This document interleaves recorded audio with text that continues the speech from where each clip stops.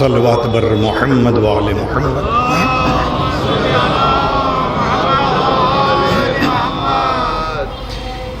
لا حول ولا قوة إلا بالله العلي العظيم. أعوذ بالله من الشيطان اللعين الرجيم.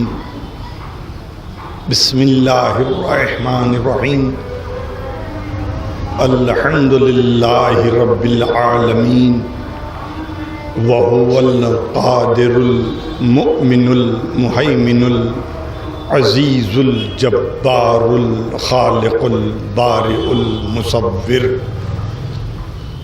الحمد لله الذي هدانا لهذا وما كنا لنهتدي لولا أن هدانا الله. لقد جاءت رسل ربنا بالحق. الصلاة والسلام على النبي الأمي المكي المدني القرشي حبیب الہ العالمین اشرف المرسلین خاتم النبیین رحمۃ للعالمین جد الحسن والحسین المصطفى الامجد المحمود الاحمد ابی القاسم المحمد الصلاة والسلام على وآلہ الطیبین الطاہرین المعصومین المظلومین ولعنۃ اللہ علی اعدائہم اجمعین من یومنا ھذا الی یوم الدین. صلوات بر محمد وآل محمد.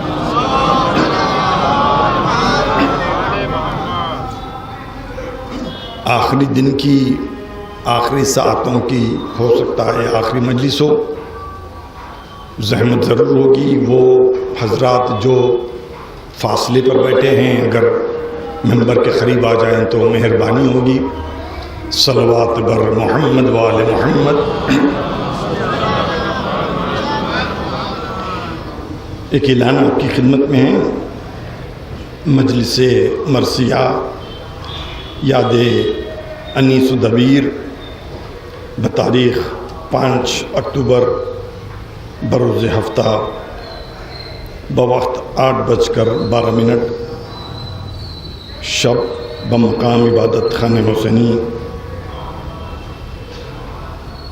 شاعر اہل بیت جناب شاہ نواز مرزا صاحب مراثی انیس و دبیر تحت لفظ پیش کرنے کی سعادت حاصل کریں گے. مہمان خصوصی جناب ڈاکٹر عباس رضا صاحب نیر جلال پوری. خواتین کے لیے علیحدہ انتظام رہے گا. صلوات بر محمد وآل محمد.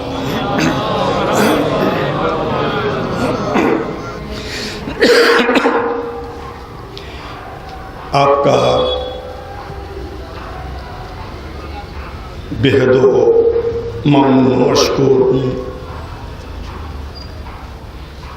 کہ ایام عزا کی اس آخری تاریخ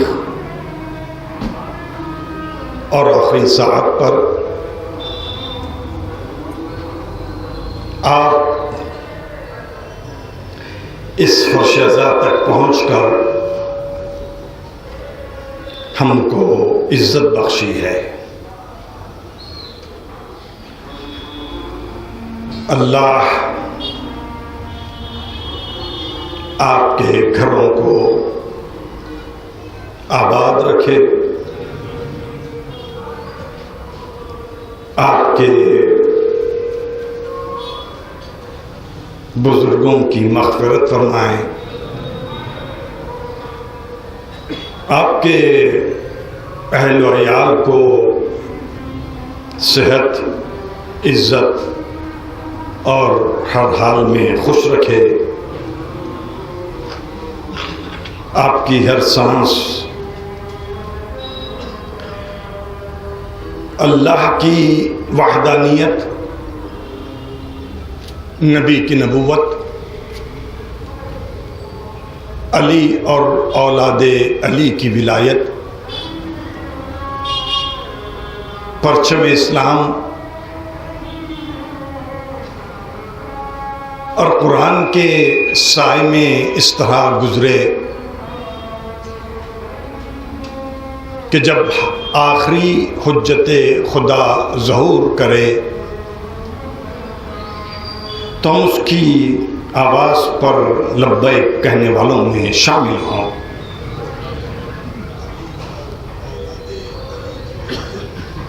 آج کی اس مجلس میں ہمیں اتنا موقع نہیں ملتا کہ کوئی تفصیلی گفتگو آپ کے گوش گزار کرے، صرف دو باتیں عرض کرنی ہیں اور پھر وقت مسائل۔ پہلی بات تو یہ ہے کہ ہو سکتا ہے کہ ان ایام عزا میں آپ کا یہ ہدف رہا ہو کہ ہم کو عزاداری کرنی ہے، کہیں نہ کہیں مجلس میں جانا ہے، اس لیے ہم اس مجلس میں چلے آئے۔ ہم چاہتے ہیں کہ نوجوان اپنا ہدف یہ بنائیں کہ اس فرش عزا سے اٹھنے کے بعد یا کسی بھی فرش عزا سے اٹھنے کے بعد ہم نے اپنے آپ کو امام حسین سے کتنا قریب کیا، ہم نے اپنے آپ کو مقصد کربلا سے کتنا قریب کیا۔ نوجوانوں کو سمجھنا چاہیے کہ اگر ہم کو کربلا کے راستے پر چلنا ہے، امام حسین کے راستے پر چلنا ہے، حضرت علی اکبر کے راستے پر چلنا ہے، تو پھر ہم کو کرنا کیا ہوگا؟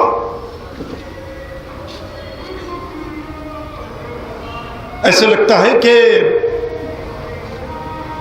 پچھلے 2 مہینے 8 دن سے ہم نے آپ کو واقعہ کربلا بہت کچھ سنایا ہے اور آپ نے بہت کچھ سنا بھی ہے، مگر حقیقت یہ ہے کہ جو واقعہ کربلا ہم بیان کرتے ہیں وہ مجلس کے آخر میں مصائب کے چند جملے ہوتے ہیں، جس کی وجہ سے اتنی ساری عزاداری کرنے کے بعد بھی ہم حقیقت کربلا، مقصد کربلا، فلسفہ کربلا سے ویسے روشناس نہیں ہوئے جیسے روشناس ہونے کا حق تھا۔ اس لیے ہماری گزارش ہے نوجوانوں سے کہ ابھی جو زندگی باقی ہے ہم اور بھی آپ کو واقعات سنائیں گے اور آپ اور بھی سنیں گے، لیکن آنے والی صبح سے سننے پر اکتفا نہ کریں بلکہ خود اس واقعے کو پڑھنا شروع کریں۔ آج سے 10 سال پہلے، 20 سال پہلے، 25 سال پہلے کا نوجوان یہ کہہ سکتا تھا کہ مجھے مقصد امام حسین نہیں معلوم، مجھے مقصد عزاداری نہیں معلوم. ہم سمجھتے تھے کہ عزاداری کا مطلب یہ ہے کہ سیاہ لباس زیب تن کر کے گریہ و بکا کرنا ہے. لیکن آج کا نوجوان یہ نہیں کہہ سکتا، اس لیے کہ اس کی دسترس میں وہ سارے رسوخ ہیں جس سے وہ حقیقت کربلا کو سمجھ سکتا ہے. ہماری دوسری گزارش یہ ہے کہ قرآن مجید کو پڑھ کر سمجھنے کی کوشش کرنا شروع کی جائے.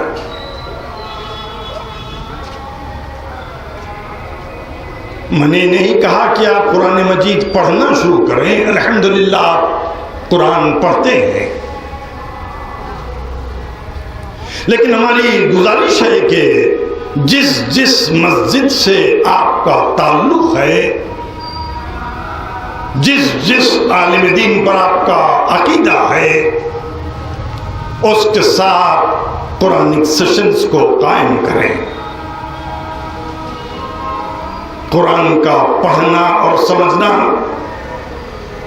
فقط مولوی کی ذمہ داری نہیں ہے، ہر مسلمان کی ذمہ داری ہے. حشر کا میدان ہوگا، بارگاہ الہی میں سرکار کی شکایت ہوگی کہ یا ربی انا قوم اتخذوا ھذا القرآن مہجورا. اے میرے پالنے والے، میری قوم نے اس قرآن کو کمزور بنا دیا. قرآن کا پڑھنا ثواب ہے، قرآن کا سمجھنا واجب ہے. اور جب تک آپ اس واجب سے روشناس نہیں ہوں گے، نہ آپ حقیقت توحید سے روشناس ہو سکتے ہیں، نہ حقیقت نبوت سے روشناس ہو سکتے ہیں، نہ امامت سے، نہ روز قیامت سے.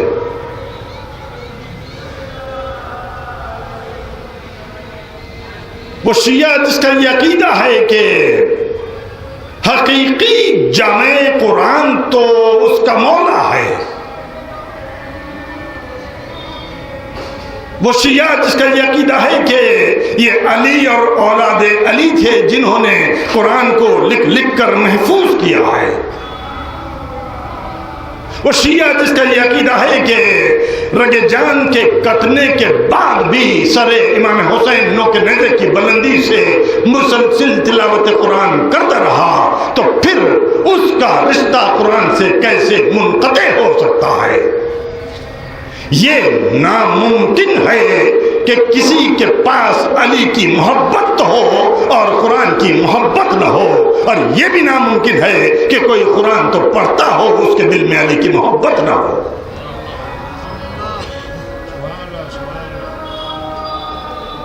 یہی وہ جھگڑا تھا جو کربلا تک پہنچا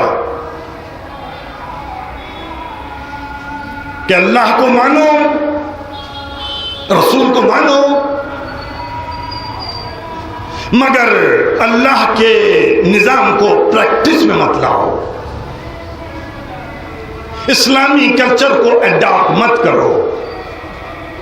قرآن پڑھو تجوید کے ساتھ، قرأت کے ساتھ، بہت خوبصورت لہن میں، لیکن الیوم اکملتو کی تفسیر نہ پوچھو، آئے مباہلہ کے معنی نہ پوچھو. قرآن پڑھو، یاد کرو، بہت تیزی کے ساتھ پڑھو، اس تیزی کے ساتھ پڑھو کہ تمہیں پتہ نہ چلے کہ آئے تطہیر کہاں رہ گئی، سورہ دھر کہاں رہ گیا. عزیزان گرامی، جب مذہب مٹنے پر آتا ہے تو ہمارے ریچولز ہمارا مذہب بن جاتے ہیں. پتہ نہیں ابھی تک ہم نے کتنی دفعہ اپنی زندگی میں کہا قل هو اللہ احد، کہو کہ اللہ ایک ہے. آیا یہ جملہ کہو کہ اللہ ایک ہے، یہ ہم نے رسمن کہا، یا اللہ ایک ہے کہنے کی حقیقت کے پیچھے کسی تحریک کو، کسی مطلب کو، کسی حقیقت کو ہم نے سمجھا بھی ہے؟ اسلام نے جو کہا کہ اللہ کو ایک مانو، تو ونس آف اللہ کے ساتھ ونس آف یونیورس کو تسلیم کرنا پڑتا ہے، اس لیے کہ فقط اللہ ہی ایک نہیں ہے بلکہ اللہ کی بنائی ہوئی کائنات بھی ایک ہے۔ جب تم یونیفیکیشن آف یونیورسل سسٹمز کو مان لو گے تو تمہارا رشتہ خود بخود خدا سے جڑنے لگے گا۔ جب تمہارا رشتہ خود بخود خدا سے جڑنے لگے گا تو چھوٹے چھوٹے جو دائرے ہوتے ہیں، میری اولاد، میرا خاندان، میرا محلہ، میرا وطن، سب آہستہ آہستہ ختم ہونے لگتے ہیں۔ یہ دنیا کا طریقہ تھا۔ اسلام نے کہا اللہ کو ایک مانو، خدا ایک ہے، تو ہمارا ریفلیکشن کیا ہوا؟ یہ زمین خدا کی زمین ہے، یہ خدا کے دریا ہیں، یہ خدا کے نباتات ہیں، یہ خدا کے جمادات ہیں، یہ خدا کے بنائے ہوئے جانور ہیں۔ جب تم اس بات کو قبول کرنے لگتے ہو کہ یہ زمین، یہ نباتات، یہ جمادات، یہ جانور، یہ تالاب سب کچھ خدا کے ہیں، تو تم اس سوچنے پر مجبور ہونے لگتے ہو کہ مجھے حق نہیں پہنچتا کہ جو زمین میری نہیں ہے میں اس کو تباہ و برباد کروں، جو تالاب میرا نہیں ہے میں اس کے اندر اپنا آشیانہ بناؤں۔ جس زمین کو اللہ نے وسیع کیا تھا انسان کے فائدے کے لیے، اس زمین پر ہم کوڑا کرکٹ پھینک کر اس کو گندا کریں۔ جس کو ہم نے تالاب اور نہر بنایا تھا اس میں ہم پیشاب کر کر اس کو پولیوٹ کرنے لگے۔ فضاؤں کو پولیوٹ کرنا شرعاً ناجائز ہے، فضاؤں کو زہر آلود بنانا شرعاً ناجائز ہے۔ کیا اسلام نے فقط ہم کو نماز اور روزے کا حکم دیا، اس کے علاوہ کچھ نہیں؟ کہ نہیں، اسلام نے پورا ایک کلچر دیا ہے جس کا نام ہے صبغت اللہ۔ اسلام نے جو کہا، قرآن نے جو کہا، صبغت اللہ ومن اللہ احسن صبغہ، تم اپنے رنگ کو اللہ کے رنگ میں رنگ دو۔ رنگ صحیح ترجمہ نہیں ہے، معاشرہ صحیح ترجمہ نہیں ہے، آداب و لحاظ صحیح ترجمہ نہیں ہے۔ قرآن کہہ رہا ہے تم اپنے رنگ کو اللہ کے رنگ رنگ دو، اس لیے کہ اس سے اچھا کوئی رنگ نہیں ہے۔ ذہن انسانی سوچنے پر لگتا ہے کہ اس کا مطلب یہ ہوا کہ کوئی نیلا، ہرا، پیلا، کالا، سفید کوئی رنگ ہے جس میں اپنے آپ کو ہم کو رنگنا ہے۔ کا نہیں، اس نے مثال دے کر بتایا کہ ہم نے اپنی بیٹی کی شادی کر کے رخصت کیا، بیٹی سسرال پہنچی، کچھ ہی دنوں میں ملاقات ہوئی تو سسرال والوں نے اس کی تعریف میں چند جملے کہے کہ دیکھتے ہی دیکھتے آپ کی بیٹی نے اپنے آپ کو ہمارے رنگ میں رنگ لیا۔ کیا مطلب ہوا؟ کہ جو ہمارے عادات تھے اس نے ان عادات کو اپنی زندگی کا حصہ بنا لیا، جو ہمارے رہن سہن کے طریقے تھے اس نے اپنی زندگی کو اس رہن سہن سے اڈاپٹ کر لیا، جو ہمارے زندگی کا رواج تھا اس نے ان رواجوں کو اپنے اندر پنپ لیا۔ اس کو ہم ایک لفظ میں کہتے ہیں رنگ میں رنگ جانا۔ قرآن کہہ رہا ہے کہ تم اپنے آپ کو اللہ کے رنگ میں رنگ دو۔ اس کا مطلب یہ ہوا کہ اللہ کریم ہے، تم دنیا پر کرم کرنے لگو۔ اللہ رحیم ہے، تمہاری ذات سے رحم پھوٹے۔ اللہ رازق ہے، تم کھانا کھلانے والے بن جاؤ۔ اللہ ستار العیوب ہے، تم لوگوں کے عیب چھپانے والے بن جاؤ۔ اللہ عزیز ہے، تم کو تمہاری عزت عزیز ہونی چاہیے۔ بندہ جتنا اپنے پروردگار سے قریب ہوتا جاتا ہے اتنا ہی اس کے اندر الہی صفات پنہا ہوتے جاتے ہیں، اس سے الہی صفات کا اظہار ہونے لگتا ہے۔ بندہ جتنا علی اور حسین سے قریب ہوتا ہے اتنا ہی اس کے وجود سے علی اور حسین کی صفتوں کا اظہار ہوتا ہے۔ عجیب بات ہے، 2 مہینے 8 دن مسلسل عزاداری کرنے کے بعد اگر ہمارے ڈھنگ سے، ہمارے وجود سے، ہمارے عمل سے، ہمارے کردار سے، ہمارے کیریکٹر سے اگر کردار حسین ظاہر نہیں ہوتا، اس کا مطلب یہ ہے کہ ہم ریچولز میں ڈوبے رہے، حقیقی مذہب ہم سے کہیں چھوٹ گیا۔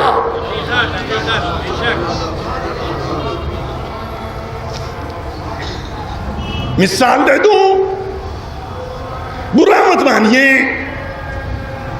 برا مانے تو ہوگا کیا، ابھی تو آج آخری دن ہے، جو ہونا تھا وہ تو ہو گیا۔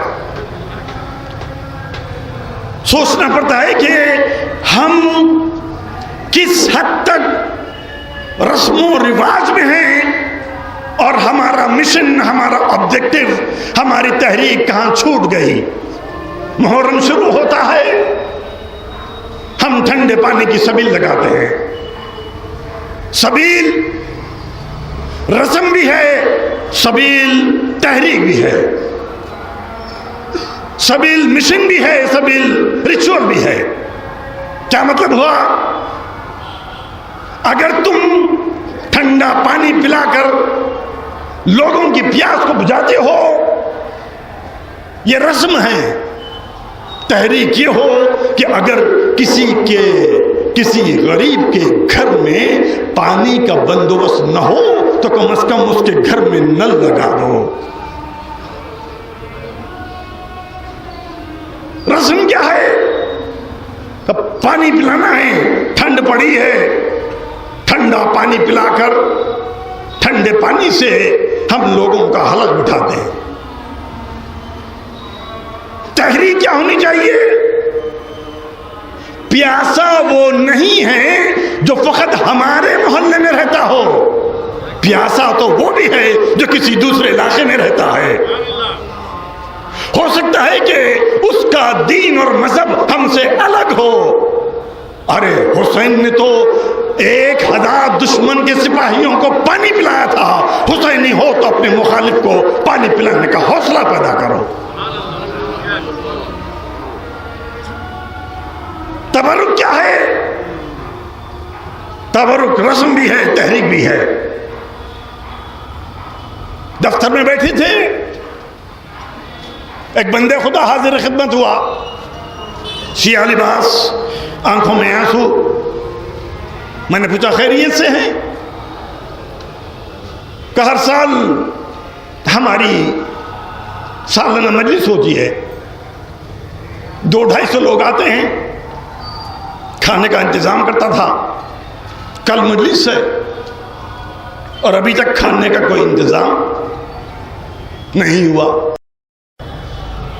میں نے بہت ہی عزت کے ساتھ اس کو دلاسا دیا کہ اللہ کا شکر ادا کرو کہ تم نے ابھی تک کھلایا ہے، دعا کرو انشاءاللہ سال آئندہ تک تم پھر کھلانے کے قابل ہو جاؤ۔ رہی بات مجلس کی، تمہارے گھر 250 لقمے بھیج دوں گا۔ نہیں مانا، اٹھ کر چلا گیا۔ اس کا مطلب مجلس کا تبرک تمہارے لیے تبرک نہیں تھا، رسم تھی۔ حسین نے اپنی جان کو قربان کیا، تم اپنی شان کو قربان نہیں کر پائے۔ تبرک کیا ہے؟ کہ جو مجلس میں آتے ہیں ان کو نذرانے کے طور پر کوئی چیز پیش کی جاتی ہے۔ جو لوگ آج کی اس مجلس میں آئے تھے وہاں آپ کو کیا ملا؟ تبرک۔ ہم نے تو لسی پلائی تھی، ہم نے چائے پلائی، ہم نے بریانی کھلائی تھی۔ یہ کل اگر اسی وقت آپ میرے مکان آ جائیں، یہ میرا مکان ہے، کل اگر اسی وقت آپ میرے مکان آ جائیں اور وہی 1 گلاس لسی میں آپ کو پلاؤں تو پینے کے بعد آپ کیا کہیں گے؟ لسی کہیں گے کہ تبرک کہیں گے؟ لسی کہیں گے۔ کیوں؟ کہ اگر آپ کے گھر یوں ہی چلے گئے ہوتے، ہم کہتے ہم کو چائے ملی، روٹی ملی، بریانی ملی، لسی ملی، لیکن یہی چیز جب مجلس حسین سے منسوب ہو جاتی ہے تو اللہ اس میں اتنی برکت پیدا کر دیتا ہے کہ نام ہی اس کا تبرک ہو جاتا ہے۔ مانتے ہو؟ جو چیز ہم مجلس میں دیتے ہیں اللہ اس میں اتنی برکت پیدا کر دیتا ہے کہ نام ہی اس کا تبرک ہو گیا. مانتے ہو؟ اگر مانتے ہو تو ذرا ہمارے شہر کی گلیوں کا مظاہرہ کریں. شب عاشور، شب اربعین، شب یکم سفر، شب 8 ربیع الاول، آپ کو لگے گا کہ سڑکوں پر برکتوں کے انبار لگے ہیں. برکت سمجھتے ہوتے تو گھر میں رکھتے. تم نے نکال کر اگر سڑک پر ڈال دیا، طے کرنا پڑے گا کہ برکت تمہارے گھر سے نکل چکی، سڑکوں پر ہے. جارج جرداخ کا نام آپ نے سنا ہوگا. عیسائی مورخ تھا، لبنان سے تعلق رکھتا تھا. مولا کائنات کی حیات پر اس نے کتاب لکھی تھی. اس نے کتاب کا پہلا جملہ ہی یہ لکھا: کیا تم کو ایک ایسے حاکم کا پتہ ہے جو اس وقت تک نہیں سوتا تھا جب تک کہ اسے یقین نہ ہو جائے کہ اس کی حکومت میں کوئی بھوکا نہیں ہے. معلوم ہوا بھوک ایک ایسی چیز کا نام ہے جس کا تعلق کسی قوم اور مذہب سے نہیں ہوتا. علی کی حکومت میں فقط شیعہ نہیں رہتے تھے. نوجوانوں سے سوال کروں گا، سر پر ہاتھ رکھ کر قسم کھا کر کہنا، تم نے علی کی محبت میں ابھی تک کتنے بھوکوں کو کھانا کھلایا ہے؟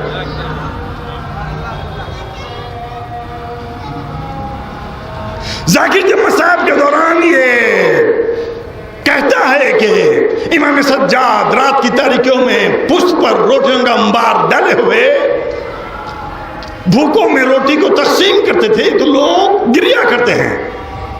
واقعہ گریا کرنے کے لیے نہیں ہے. پہلے واقعے کے الفاظ پر غور کریں. امام سجاد رات کی تاریکی میں پشت پر روٹیوں کا انبار رکھے، بھوکوں میں، شیعوں میں نہیں. اس کا مطلب یہ ہوا کہ تم اپنے علاقے سے ہٹ کر کسی اور بھوکے کو بھی کھانا کھلاؤ تاکہ دنیا کو پتہ چلے شیعہ وہ نہیں ہوتا جو فقط شیعوں کو کھانا کھلاتا ہے، شیعہ وہ ہوتا ہے جو کسی بھی بھوکے کو کھانا کھلاتا ہے. نعرہ تکبیر، نعرہ تکبیر، نعرہ رسالت، نعرہ حیدری، نعرہ حسینی، ولایت و فضیلت، شہادت، شوکت، عزت و احترام، تقدس، فرش ادا، مبروک ادا، عزاداری، ماتمداری، تاجداری کو قبولیت کے لیے بہتر سے بہتر ادا کرنے کی توفیقات عطا ہونے کے لیے، تعلیمات معصومین پہ عمل کرنے کی توفیقات عطا ہونے کے لیے تحدید سے، صدق دید سے بلندر سلوات. اللہم صلی علی عزاداری امام حسین رسم بھی ہے، تحریک بھی ہے. آپ میری مجلس میں آئے تھے، میری ذمہ داری بن گئی آپ کی مجلس میں جاؤں. اگر نہیں گیا سال آئندہ آپ میری مجلس میں نہیں آئیں گے. یہ رسم ہے. میں یہ مجلس کیوں کر رہا ہوں؟ یہ مجلس اس لیے ہو رہی ہے فقط اس لیے کہ میرے باپ کرتے تھے اور میرے بعد میرا بیٹا کرے گا. یہ رسم ہے. رسم میں آؤٹ پٹ نہیں دیکھا جاتا. ایک کام کرنا ہے بس کر لو. ہم نے پوچھا آپ کون؟ کہ میں ماتمی انجمن کا صدر. جی آپ؟ جی میں بھی الحمدللہ فلاں ماتمی انجمن کا صدر. بہت اچھی بات ہے. ایک ہی فرش اعضاء پر ایک ہی چھت کے نیچے دو ماتمی انجمن جمع ہوئے اپنے اپنے ماتم داروں کو لے کر. انہوں نے نوحہ شروع کیا ابن زہرا واویلا. کچھ لوگ ہٹ گئے، یہ ہماری انجمن کا ماتم نہیں ہے. ادھر سے آواز آئی حسین امام، حسین حیدر. کچھ اور لوگ ہٹ گئے کہ یہ ہماری انجمن کا ماتم نہیں. ہم کو پتا چلا آپ انجمنوں کا ماتم کرتے ہیں، حسین کا ماتم نہیں کرتے.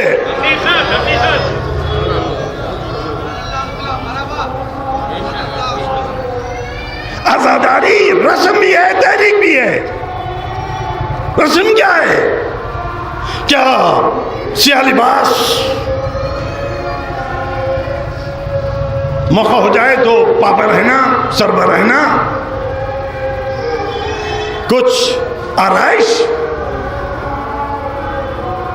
عزیزان گرامی، اس عزاداری کے ذریعے آپ کو، ہم کو نہیں معلوم۔ کل رات کی مجلس کا ایک حوالہ دوں، میں دارالشفا میں داخل ہو رہا تھا، باضابطہ طور پر وہاں پولیس بیریکیڈ لگی تھی، کسی بھی راستہ چلنے والے کو، گاڑی پر آنے والے کو دارالشفا کے حدود میں نہیں آنے دیا جا رہا تھا ٹریفک کے بندوبست کی وجہ سے۔ لیکن اس کے باوجود ہم کو چھوڑا گیا۔ کیوں چھوڑا گیا؟ کیوں چھوڑا گیا؟ میں نے نام نہیں بتایا، اس نے فقط لباس کو دے کر چھوڑ دیا۔ کیا مطلب ہوا؟ کہ یہ لباس آج کی شام ختم ہونے تک ہماری آئیڈینٹی ہے، ہماری نشانی ہے۔ لوگ ہم کو عزادار کے عنوان سے پہچانتے ہیں اس لباس کو دیکھ کر۔ آج کی شام گزرنے کے بعد جب یہ لباس بدل جائے گا تو لوگ کیسے پہچانیں گے؟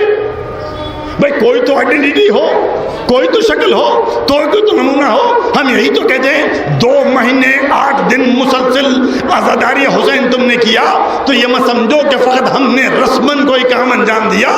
عزیزان گرامی، ان 2 مہینے 8 دنوں میں ان ہاتھوں کو عزت ملی، یہ ماتم حسین میں کام آئے، ان پیروں کو شرف ملا، چلتے چلتے جلوسوں میں انہوں نے شرکت کی، یہ زبان ذکر حسین میں جاری ہوئی، ان آنکھوں سے ہم نے آنسوؤں کو بہا کر عزت بخشی ہے۔ تو اب جب 2 مہینے 8 دن گزر جائیں گے، لباس بدل جائے گا، تو یہ سوچ کر اپنی زندگی گزارنا کہ جو آنکھ غم حسین نے آنسو کو بہا کر عزت پائی ہے، وہ آنکھ کسی برے فعل کو دیکھنے نہ پائے۔ جن ہاتھوں کو تم نے اٹھا کر ماتم حسین کیا ہے، یہ ہاتھ ظلم کے لیے اٹھنے نہ پائے۔ جن پیروں سے تم نے مجلس حسین میں چلنے کے لیے استعمال کیا ہے، یہ پیر گناہوں کی طرف بڑھنے نہ پائے۔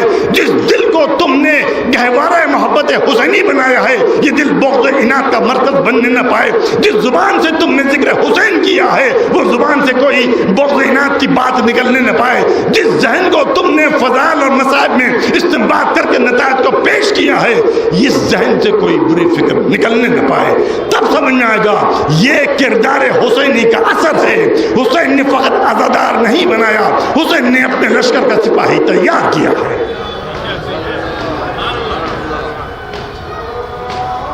بس آخری بات،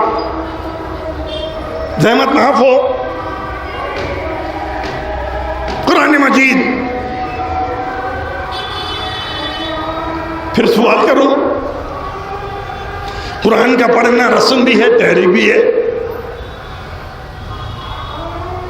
یقینی طور پر آپ کے ذہن پر بار گزر رہا ہوگا کہ کیا سوال کرتا جا رہا ہوں۔ قرآن کا پڑھنا باعث برکت، قرآن کا پڑھنا باعث ثواب۔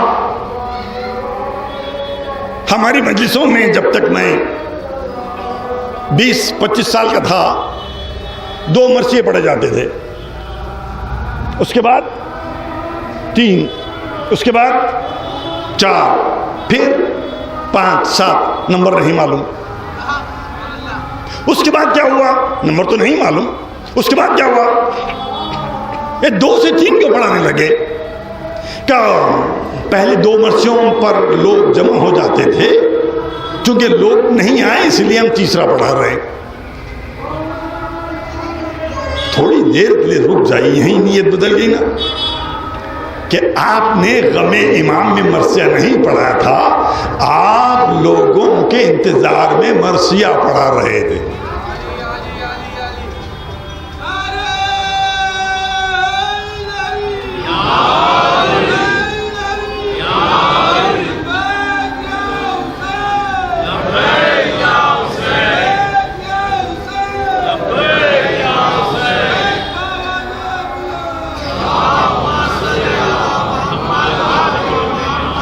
دیکھا کہ 2 پڑھائے، 3، 5، 7، 13، 18 لوگ جمع نہیں ہوئے، تو ہم نے اب مجھے مجبوراً لفظ استعمال کرنا پڑ رہا ہے، ہم نے رسماً سورہ یاسین کو پڑھنا شروع کیا۔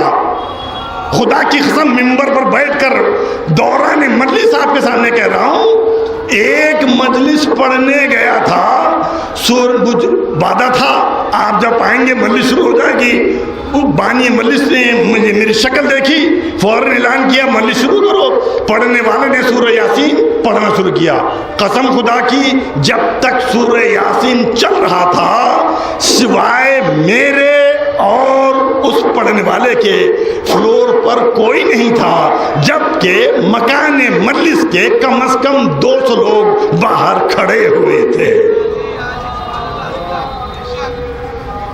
جب میں پڑھنے لگا تو کم از کم 400 لوگ مکان میں داخل تھے۔ مجھے معجزہ نظر آیا۔ میں نے کہا پالنے والے تیرا کلام پڑھا جا رہا تھا، سننے والا کوئی نہیں تھا، میں بولنے کے لیے بیٹھ گیا، 400 لوگ آ گئے۔ یہ رسم ہے۔ ہم نے قرآن کو رسم بنایا، ہم نے مرثیے کے پڑھنے کو رسم بنایا، ہم نے حدیث قصہ کے پڑھنے کو رسم بنایا۔ نہ قرآن کا پڑھنا رسم ہے، نہ حدیث قصہ کا پڑھنا رسم ہے، نہ مرثیے کا پڑھنا رسم تھا۔ یہ ساری کی سارے جزو عبادت تھی، ہم نے کنورٹ کیا اس کو۔ بس آخری جملہ، ہماری پوری کوشش ہوتی ہے رسم باقی رہے، تحریک ختم ہوتی ہے تو ہو جائے، حالانکہ انسان بھول جاتا ہے رسمیں ختم ہو جاتی ہیں، رسمیں مر جاتی ہیں۔ تحریک باقی تھی، باقی ہے، باقی رہے گی۔ میں آزاداری کے عنوان سے بات نہیں کر رہا ہوں، کسی بھی تحریک کو اٹھا کر دیکھیے، تحریک کی تاریخ باقی رہتی ہے، رسموں کی تاریخ ختم ہو جاتی ہے۔ بس آخری جملہ، واجب کا مقدمہ بھی واجب۔ مثلا نماز پڑھنا واجب ہے، بے شک، تو نماز سے پہلے وضو کرنا واجب۔ کیوں؟ وضو مقدمہ ہے نماز کا، وضو کرنا واجب۔ وضو کا مقدمہ ہے طہارت، تو طہارت واجب۔ سمجھ میں آئی بات کہ گناہ کا مقدمہ گناہ، نیکی کا مقدمہ نیکی، واجب کا مقدمہ واجب۔ چھوٹا سا سوال، نماز فجر واجب ہے کہ بے شک؟ اس کا مطلب 5 بجے اٹھنا واجب ہے کہ بے شک؟ اگر 5 بجے اٹھنا واجب ہے تو 10 بجے سونا واجب۔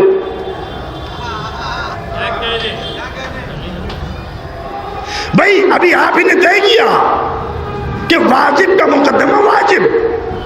اگر کوئی بندے خدا 2 بجے رات کو سو کر 5 بجے اٹھنے کا ارادہ رکھتا ہے تو ذرا مشکل کام ہے۔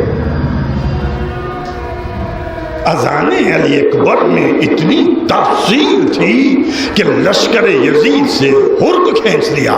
میری اذان میں اتنی تاثیر پیدا نہیں ہوئی کہ کوئی بیوی اپنے شوہر کو، کوئی شوہر اپنی بیوی کو، کوئی باپ اپنے بیٹے کو، کوئی بیٹا اپنے باپ کی اذان سے اپنی طرف کھینچ سکے۔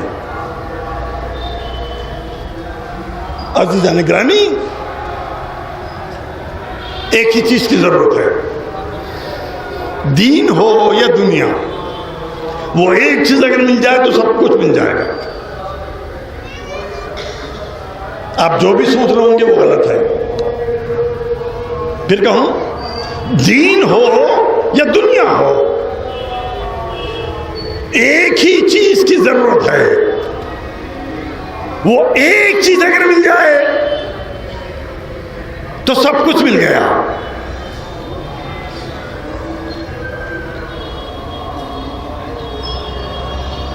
میں اس ایک چیز کا نام دے رہا ہوں تعلیم۔ مجھے معلوم ہے عام طور پر مجلس جب اختتام پر پہنچی ہے تو مجلس کو اٹھایا جاتا ہے، ٹھنڈا جملہ کہہ کر مجلس کو ختم نہیں کیا جاتا۔ کچھ اور خیال کیا ہوگا آپ نے؟ میں نے آپ کو ٹھنڈا کر دیا کہ ایک چیز کی ضرورت ہے، دین ہو یا دنیا ہو، انسان کو ضرورت ہے تعلیم کی۔ تعلیم کا مرکز کیا ہے؟ تعلیم کا فلکرم کیا ہے؟ تعلیم کا سینٹر کیا ہے؟ یہ جملہ اکبر الہ آبادی نے کہا تھا، تے عین لام یہ میم تعلیم، تے عین لام یہ میم تعلیم۔ سینٹر آف تعلیم کیا ہے؟ کہا ادھر سے تے کو نکالو، ادھر سے میم کو نکالو، کیا بچا؟ کیا بچا؟ پھر دونوں تے، پھر اتنی خاموشی سے کیوں بول رہے ہو؟ پھر بتا دوں، تے عین لام یہ میم، ادھر سے تے نکالیے، ادھر سے میم نکالیے، کیا بچا؟ عین لام یہ۔ جی اتنی آہستہ کیوں بولتے؟ شرماتے کیوں؟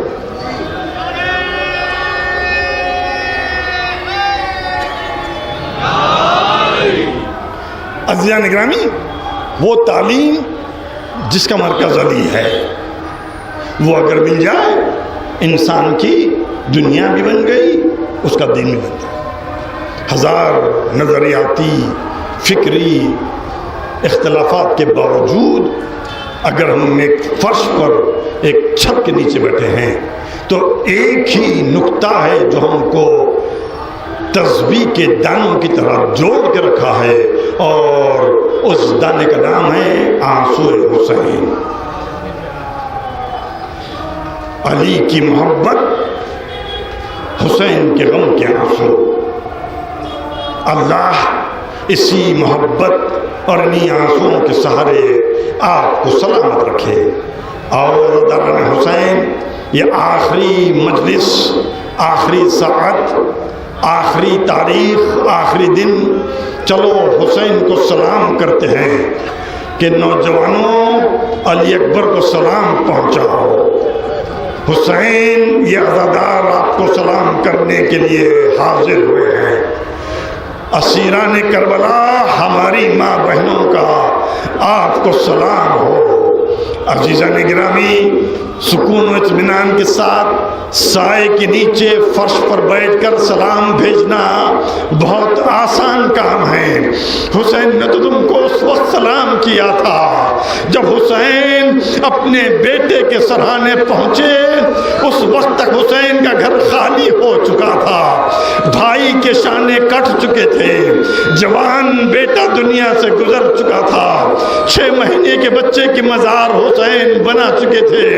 اس کے باوجود حسین نے بیٹے کے قریب جا کر کہا، میرے لال، جب کبھی وطن لوٹ کر جانا، ہمارے دوستوں کو ہمارا سلام کہنا، ان سے کہنا جب کبھی ٹھنڈا پانی پینا میری پیاس کو یاد کرنا، جب کسی غریب کا ذکر سننا میری غربت کو یاد کرنا، ان سے یہ بھی ضرور کہنا کہ میں نے انہیں اس وقت بہت یاد کیا جب ایک چھوٹا سا لاشا سینے سے لگایا ہوا کبھی خیمہ سے قتل گاہ کی طرف جاتا تھا، کبھی قتل گاہ سے خیمے کی طرف آتا تھا۔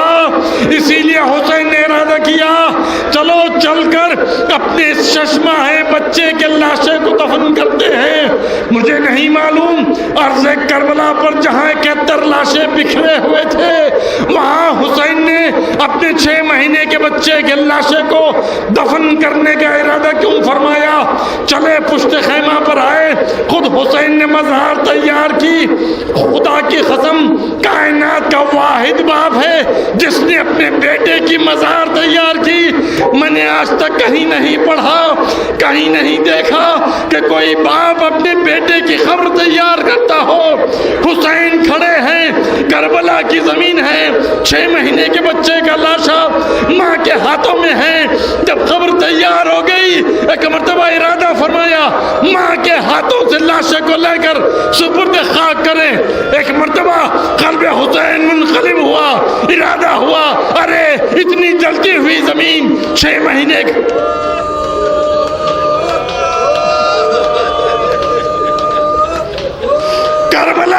جلتی ہوئی زمین، 6 مہینے کے بچے کا لاشا، کیسے اس بچے کو کربلا کے زمین کے حوالے کروں؟ فوراً خیال آیا میں تو مرد ہوں، میں تو امام ہوں، مادر علی اصغر تو عورت ہے، کھڑی دیکھ رہی تھی۔ حسین نے آواز دی، میرا باپ۔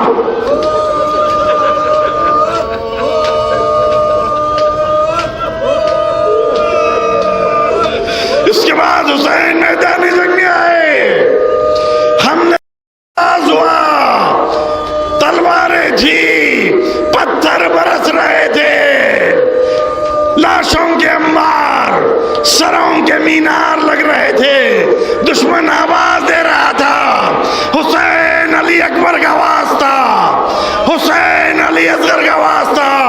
حسین کہہ رہے تھے بھاگتے کیوں ہو؟ تم نے تو میرے اکبر کو مارا، تم نے تو میرے اصغر کو مارا، تم نے میرے عباس کو مارا ہے۔ بس حسین ایک مرتبہ اسی حملے میں گرفتار تھے، ایک مرتبہ آواز آئی، یا ایتھا النفس المطمئنۃ ارجعی الی ربک راضیۃ مرضیہ۔ حسین نے تلوار کو نیام کیا، ایک مرتبہ حسین فرش پر گھومنے لگے، گھوڑے سے زمین پر آنے کا ارادہ فرمایا، زمین کربلا میں زلزلہ محسوس ہوا، شمر کا خنجر چلا، سر تن سے جدا ہوا، شام غریباں کا آغاز ہوا، غریبوں کی شام، یتیموں کی شام، اسیروں کی شام، قیام جلنے لگے، لوٹ شروع ہوئی، کسی نے خیموں کو لوٹا، کسی نے حسین کو لوٹنا شروع کیا، کسی نے عمامے کو لوٹا، کسی نے ردا کو لوٹا، کسی نے جامے کو لوٹا، کسی نے نالین کو لوٹا۔ ایک معلوم کی نظر حسین کی انگشتر مبارک پر جا کر رکی، اتارنا چاہتا تھا، اتر نہیں پائی، اس لیے کہ حسین زخمی تھے، حسین پیاسے بھی تھے، حسین بھوکے بھی تھے، بھوک اور پیاس اور زخمی ہونے کی وجہ سے حسین کی انگلی پر سجن تھی۔ معلوم نے جب دیکھا انگشتر مبارک اتر نہیں پاتی ہے، اب میں کیا عرض کروں؟ 2 جملے سن لو، گھر کو جاتے جاتے روتے ہوئے چلے جانا۔ معلوم نے 2 پتھروں کو تلاش کی،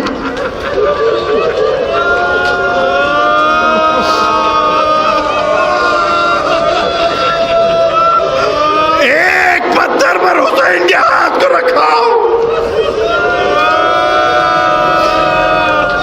اس کے اوپر اپنا خنجر رکھا،